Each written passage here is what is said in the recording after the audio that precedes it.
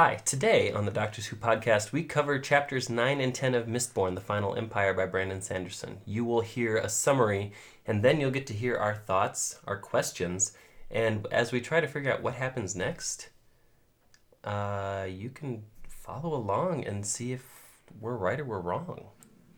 That's all coming up next. All right.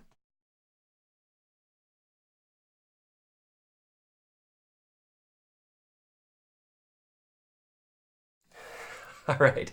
This is the Doctors Who podcast. My name is Chris. I'm Chip. And I'm really excited for this episode.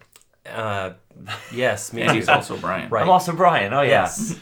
All right. So let's kind of talk about Mistborn, The Final Empire by Brandon Sanderson. We are on, as I said, chapters 9 and 10.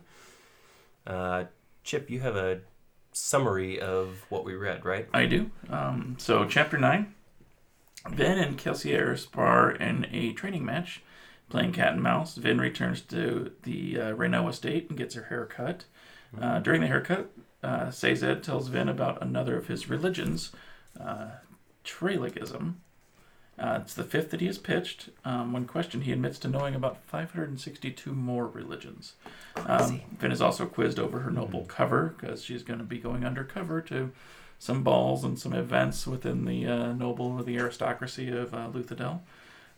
Kelsier and Skaa then talk in private about Vin's progress, with Kelsier eventually declaring that Vin will be attending a ball held by Lord Venture at the end of the week. And Venture's a name we kind of recognize because that's the keep that Kelsier broke into a couple chapters ago. Mm-hmm. Yeah. So that's Awesome. Chapter 9. Chapter 10. Vin is now returned to Luthadel to learn about other metals from mistings in the crew, starting with Breeze. Hammond comes in and debates the morality of overthrowing the Final Empire as they wait for Kelsier to give a speech. During the speech, Breeze and his soothers and rioters, so other mistings, manipulate the crowd to be more receptive to the speech. Afterward, Kelsier holds a progress meeting at Club Shop.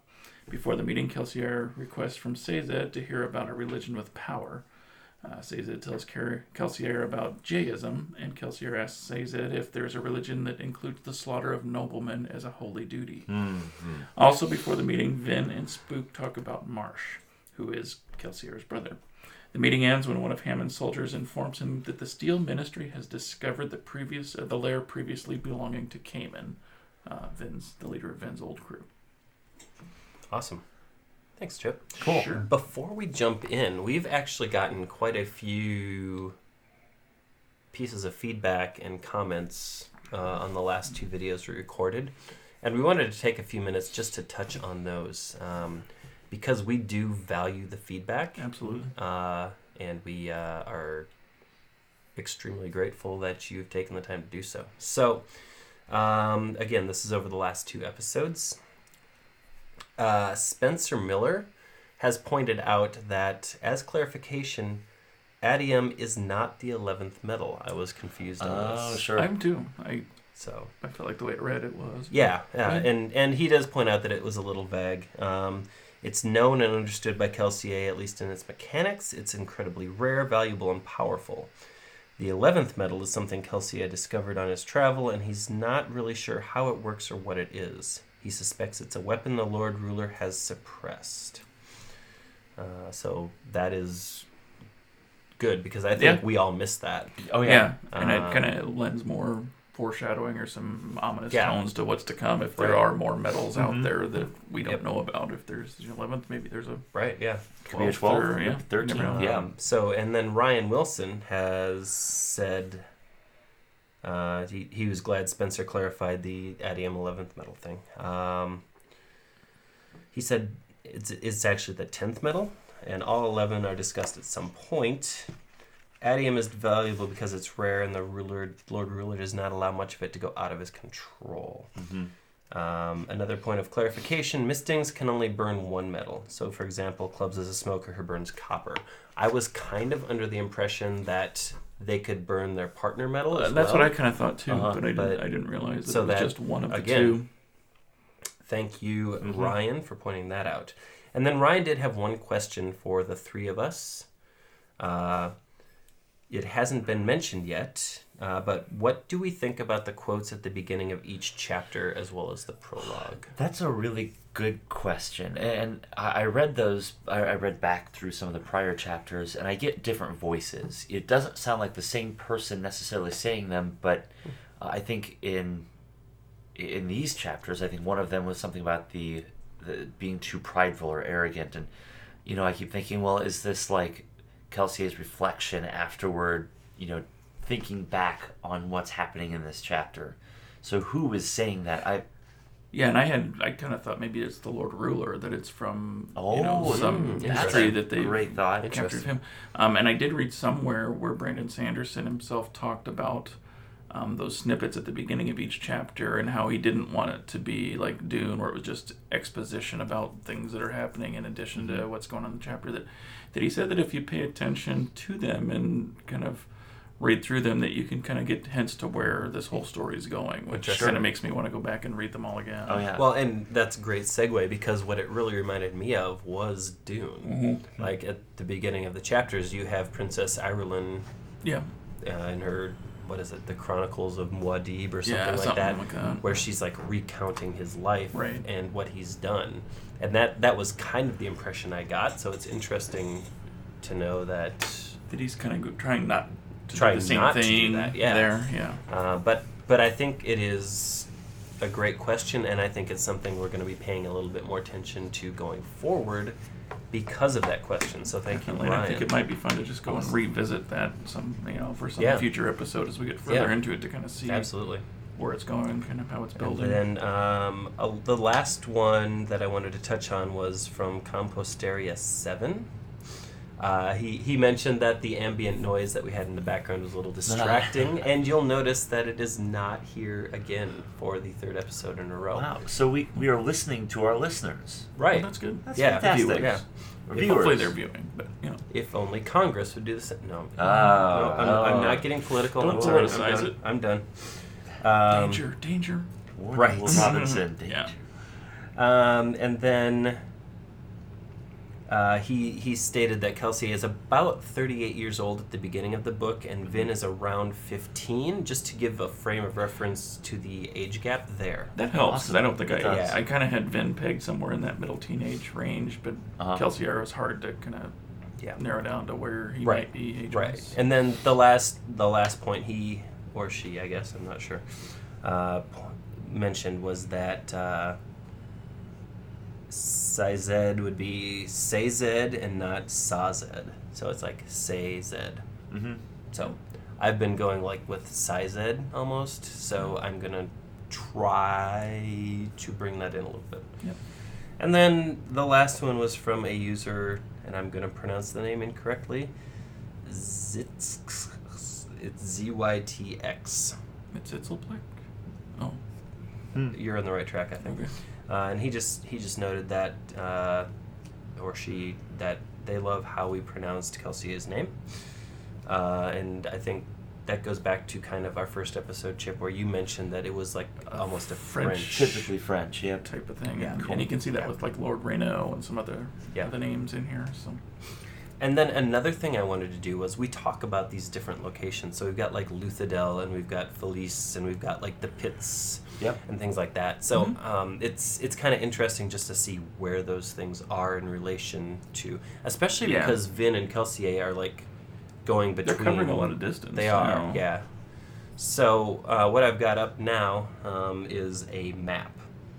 And if we look, we can see kind of where Luthadel and Felice are. We can see where the pits of Hathsin are. And if we kind of zoom in a little bit, that kind of gives us a little bit more of a, what's the word I'm looking for? Frame of reference. Yeah. Perspective, right. So I wanted to kind of bring that up and like display the map, just because I thought it was kind of valuable for everyone to kind of see where things were happening and where things were. And was the prologue, was that Trusting? Yes. Trusting. Yep. So interesting that Trusting is like just south of the pits of Hathsin. So I noticed that as well. Interesting. All right. So as we jump into chapter 9, let's start with that kind of that quote at the beginning, right? In the end, I worry that my arrogance will destroy us all. Mm-hmm.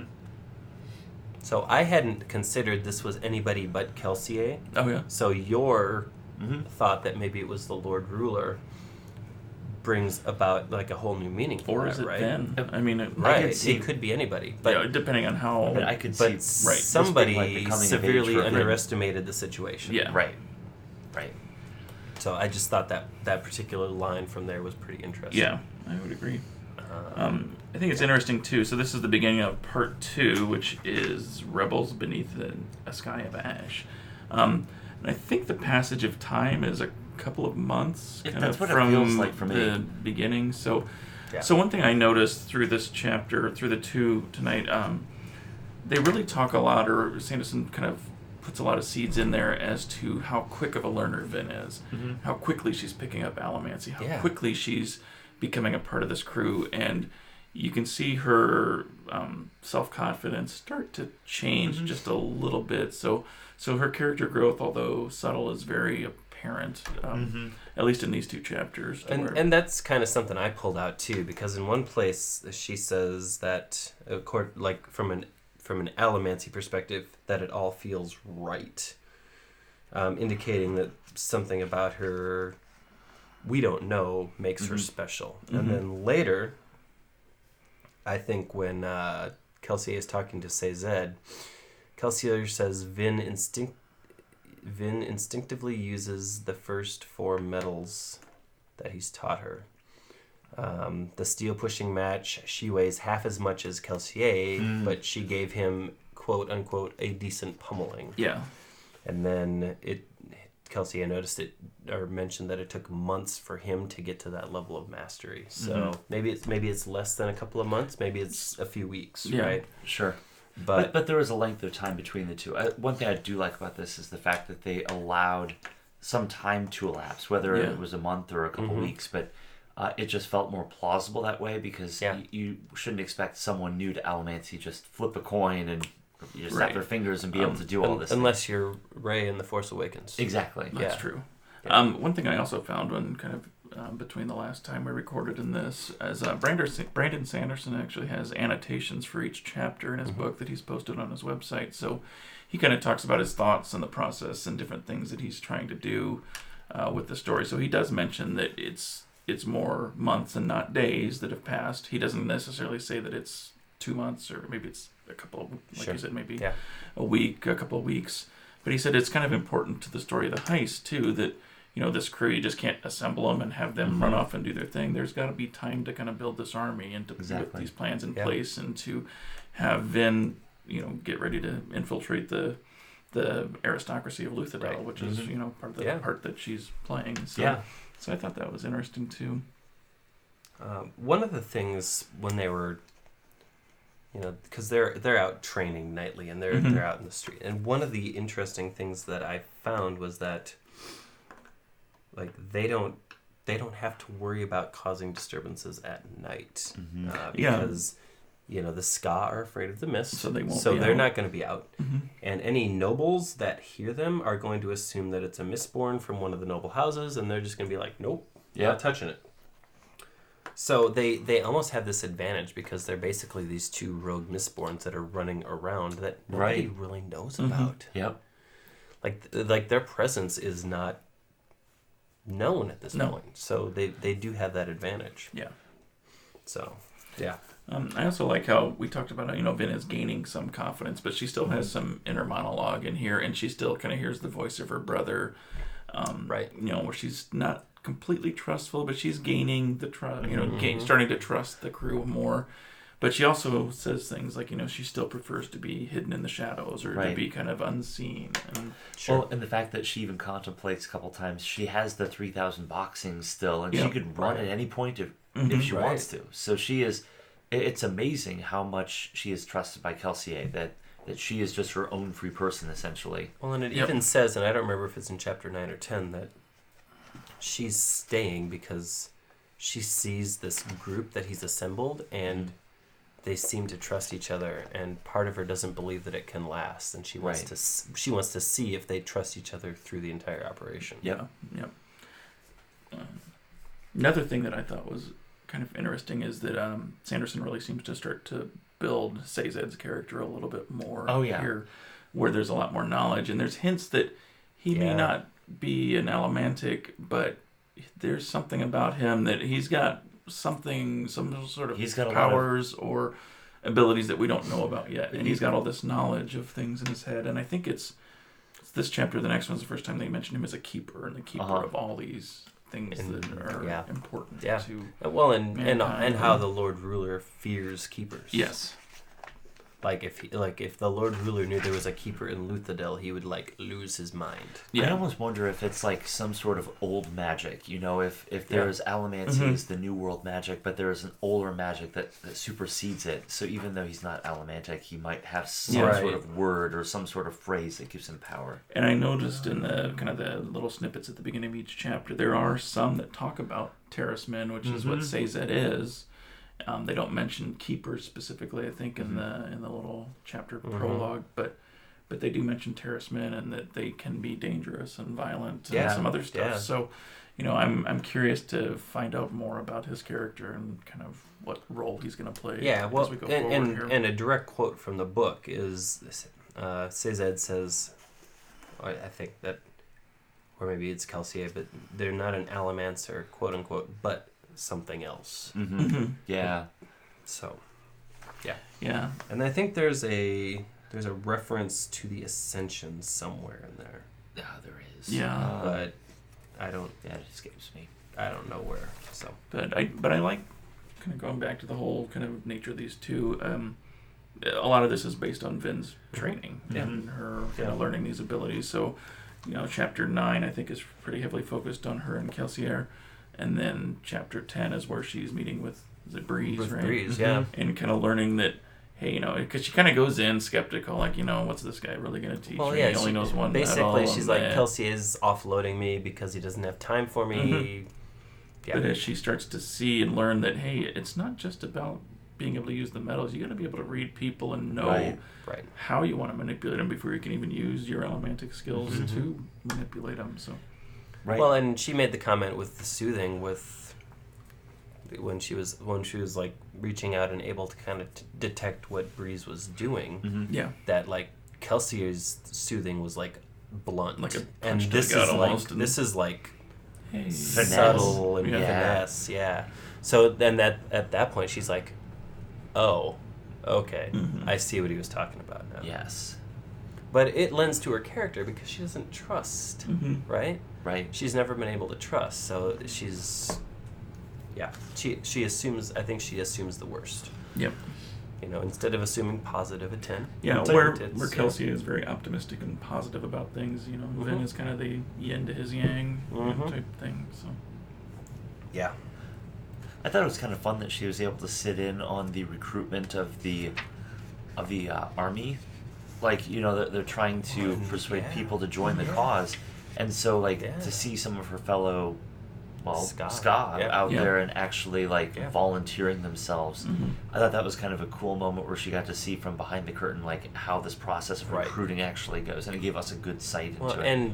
And it was really interesting from the perspective of sitting next to Breeze, where he's looking and he's reading and he's like, okay, send in the serving girl with the blue dress because that tells the soothers he has in the room to project this, and the red dress tells them to project that. Yeah. So he's passion or anger, and then even after the speech is over, he sends them in to kind of really reinforce the things that they heard, and so that whole section was really educational and fun to read. It was fun to read, and I thought it was just going to be the blue dress and the red dress, but then there was the brown dress, and then there was there was other things, and it made it just added layers to it, and it was just very effective. Yeah. Going back to the Sazed point too, I found a quote that I was looking for, but this is where Kelsier is talking about the Terracemen and the Keepers, and he said something about few men, Allomancers or not, would fare well in a fight with a Keeper whose anger had been roused.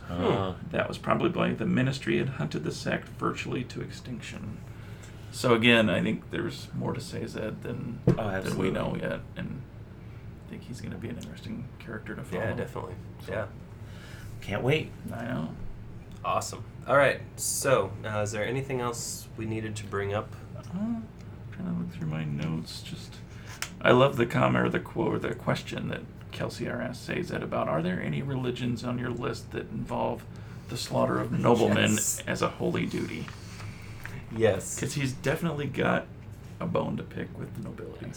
So, the I think the last point I really wanted to make, or maybe it was the last question I wanted to ask, was, do you think Sazed and all of the things he knows, the 500 and some religions and things like that, 562. do you suppose that is how Kelsier knows that leaves are supposed to be green and there are stars in the sky? And these things that are like wiped from...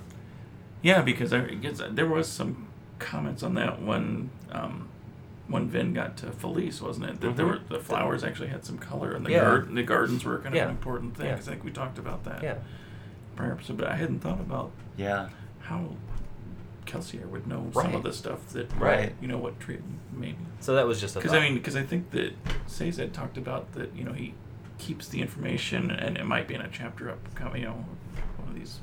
I don't want to get too far ahead, but I think he talks about how important it is to keep this knowledge for mankind and to remember where we came from. Because the Lord Rulers tried to suppress it. Right. Yeah. All right. Cool. Anyway. All right. That is chapters 9 and 10. We will be back at you in 1 week with chapters 11 and 12. If you are not following us on social media, you can find us at TDW Podcast on Instagram and Twitter. Facebook.com/TDW Podcast. And then lastly, if you have enjoyed this, we invite you to please click the subscribe link or tap it if you're on your mobile device, because we would love to continue this journey with you. And then the last thing I'm going to say is there is a link in the description if you don't have the book and you would like it and you would like to follow along with us. We are moving at 2 chapters a week. Click the link. It'll take you to an Amazon site. If you buy the book, we get a small kickback. It helps us buy things like upgraded equipment, maybe something to make Brian feel a little pretty, whatever. So thank you very much for your time. Thank you for watching. We appreciate it very much, and we look forward to seeing you next time. Allons-y.